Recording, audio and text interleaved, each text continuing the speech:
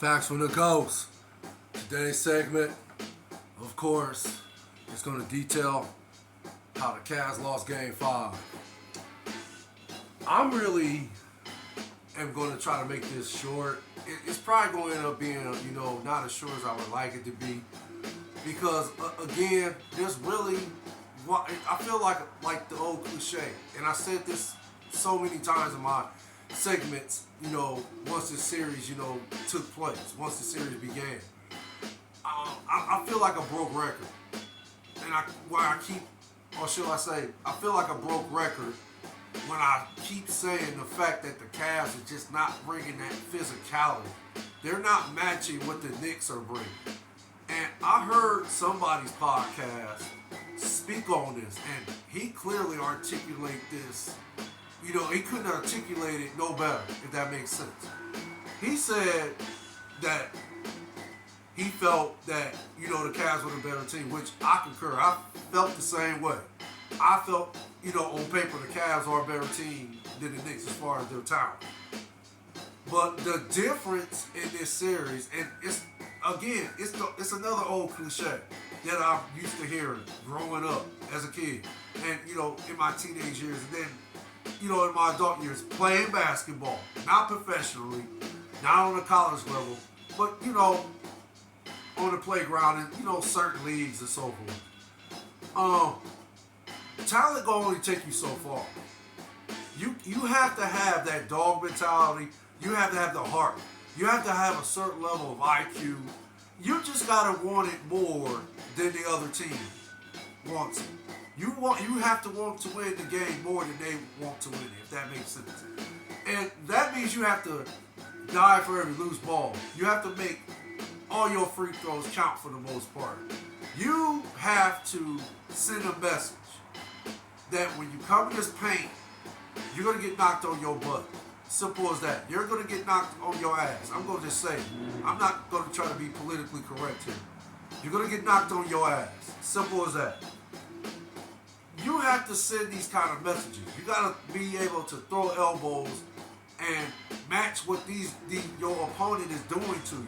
Because this is exactly why the Knicks are winning this series. They're up 3-1. Because all they're doing is they're not beating the Cavs on talent.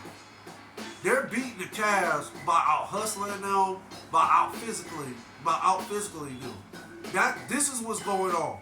This is why the Cavs are losing this series. They're down 3-1. They're just simply getting punched in the mouth. And none of the Cavs, with the exception of a few, are actually fighting back. Like Darius Garland today. Darius Garland, yeah.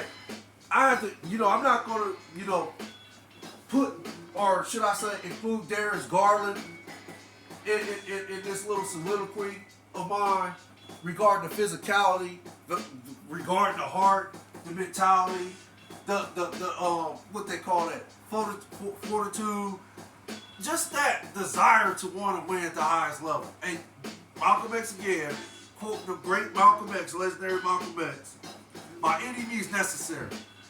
Okay, so Darius Garland, he showed up twice in this series.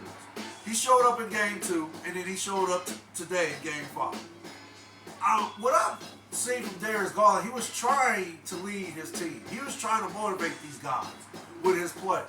He was basically, and I don't want to say he was the only one that was trying to, or should I say was playing his game as far as in driving to the paint, shooting his shooting jump shots off the pick and roll, shooting threes, dishing the ball. He had 10 assists today, and I believe he had 23 points. So he was, scoring and passing the ball. So, okay. Darius Garland did his part to try to lead the team to victory over the Knicks today. What was glaringly obvious was the fact that this gentleman right here, as you can see on the screen, Jarrett Allen. Now, please, by any means, I'm not saying Jarrett Allen is a scrub. And when they made that trade, I want to say a couple years ago, I could be wrong about that, but when the Cavs made the trade, I liked it. I was excited. I was like, oh man, Jarrett Allen can play. Jarrett Allen got game. Okay, Jarrett Allen gonna be nice for the Cavs. He was nice with the Brooklyn Nets. He's at the time he seemed like a guy that get can hustle, get offensive rebounds, and yeah, it seemed like he was a intimidating factor in the middle too, as far as in his physicality at that time. But I want to say Jarrett Allen's getting exposed this series. I want to say that perhaps I'll say it like that. Perhaps he's getting exposed. I can't say that for certain because I would like to think maybe it's just I don't even know if Jarrett Allen's ever played in the playoffs. I want to say he has, but I can't recall if he has. I mean, I have to check my notes. And by any means, this assessment I'm making on the Cavs could be, there could be some factors I'm saying that could be absolutely wrong, and I apologize for that. But this series in particular, Jarrett Allen is getting punched in the mouth. He's getting pumped. Let's just be honest here. He's getting pumped. And he's getting pumped by guys like Mitchell Robinson. And what's that dude's name? Isaiah. Oh, I can never pronounce his name. But he's getting pumped by these two type of centers. And the gentleman also made this comment, and I agree with this. If you get pumped by these two dudes, Mitchell Robinson and Isaiah, I'm going to get his last name here in a few. Or maybe I won't. But that's neither here nor there. If you're getting punked by these two dudes, getting punched in the mouth, getting out physical by these two dudes, what do you think is going to happen when you go into the second round? Which, no, do I think the Cavs going to advance to the second round? Of course not. No. Yeah, is it possible you can come back from a 3-1 deficit? Yeah. But do I think this Cavs team can do it?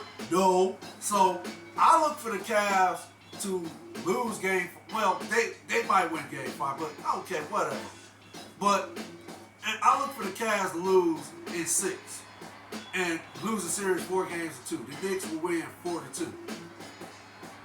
You flip that because I initially picked the Cavs to win in 6 games. The Cavs win 4-2. But it's obvious I'm perhaps potentially going to be completely wrong about that. And okay, if I'm wrong, yeah, I was wrong. I'm not afraid to admit that.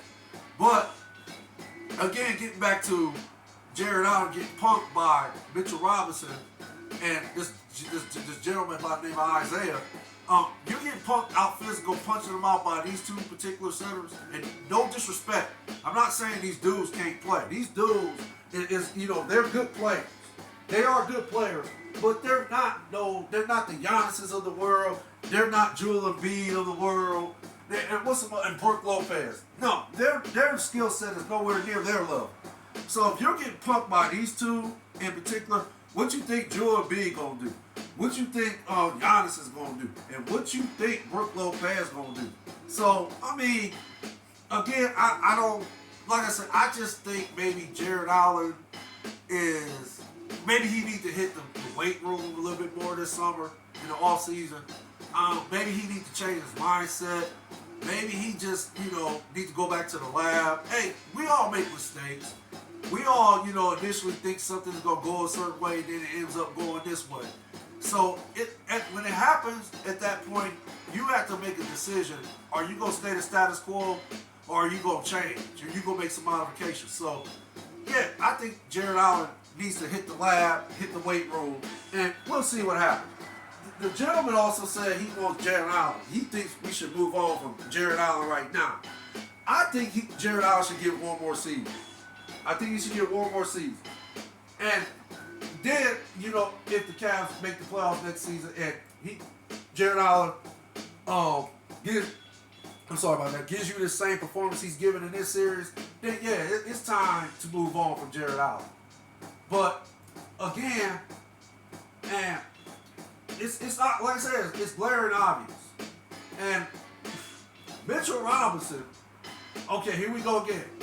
What did he have? Oh, he had 7 offensive rebounds and 4 defensive for a total of 11. And he also had 12 points. Jarrett Allen, as I'm looking at the stats, Jarrett Allen only had, 1 offensive rebound and a total of 4 for the game? Really? Seriously?